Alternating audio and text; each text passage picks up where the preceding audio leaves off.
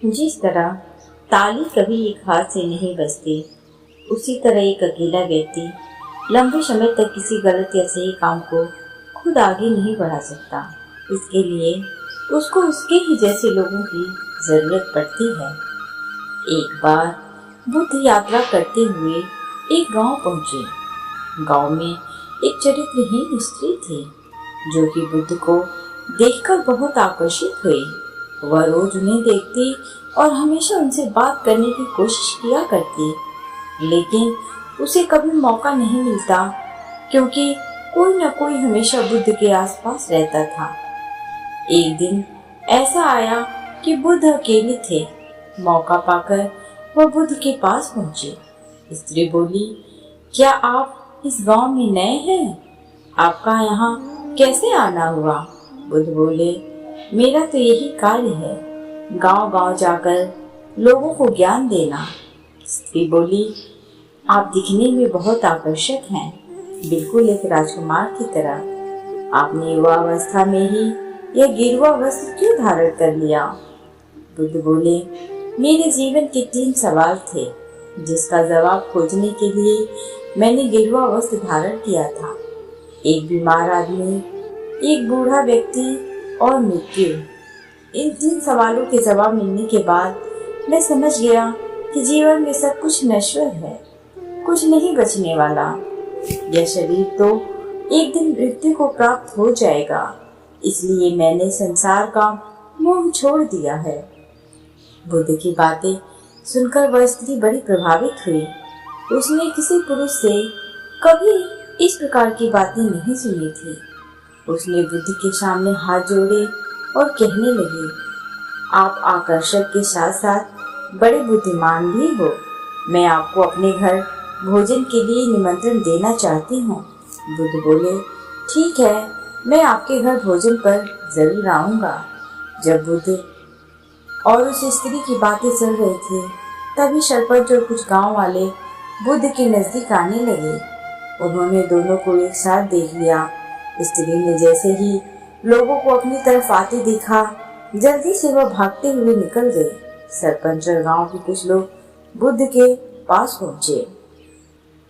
सरपंच बोले, आप और उस स्त्री के बीच क्या बातें हो रही थीं? बुद्ध बोले, उस स्त्री ने मुझे भोजन के लिए अपने घर पर निमंत्रण दिया है।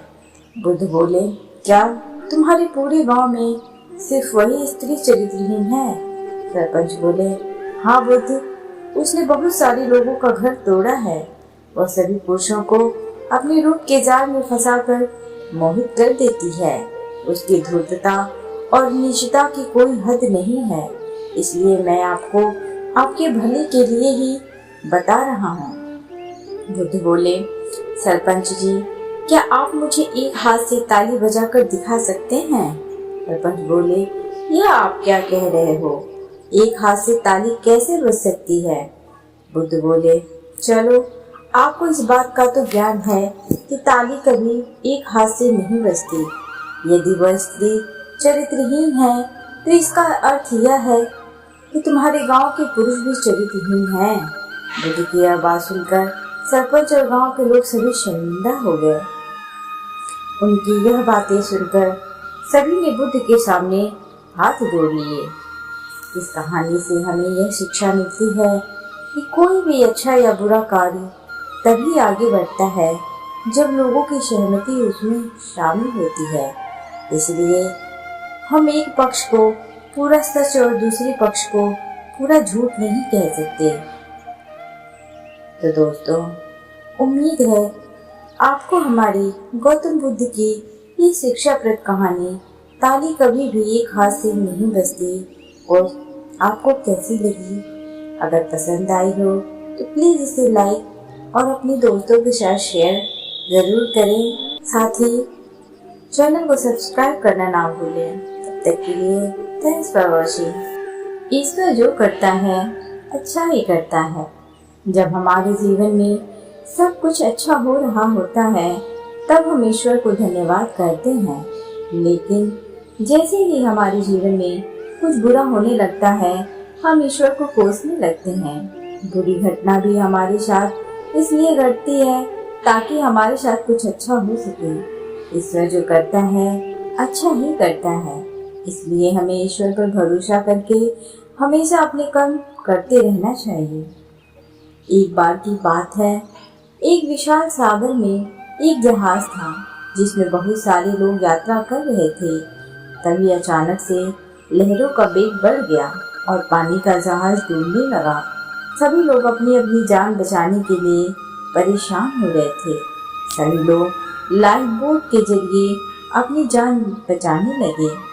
लाइफ बोट लोगों से भर जाने की वजह से एक व्यक्ति को जगह नहीं मिली। जहाज डूब रहा था, लेकिन उनका सामान पानी में तैरने लगा, जिसकी मदद से वह व्यक्ति जैसे तैसे सागर के किनारे पर पहुंच गया।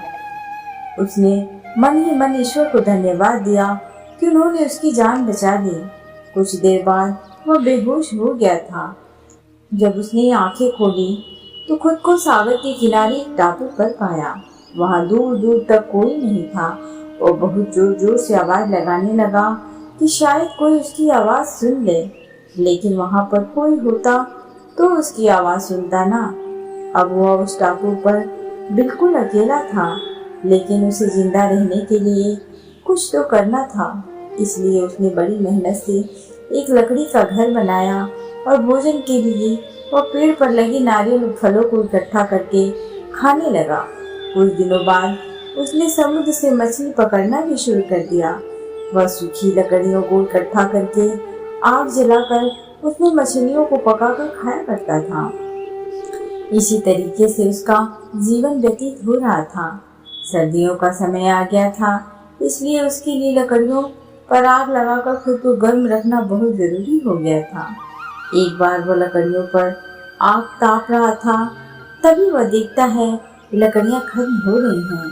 इसलिए वह तुरंत ही लकड़ियों को चुनने के लिए चला गया।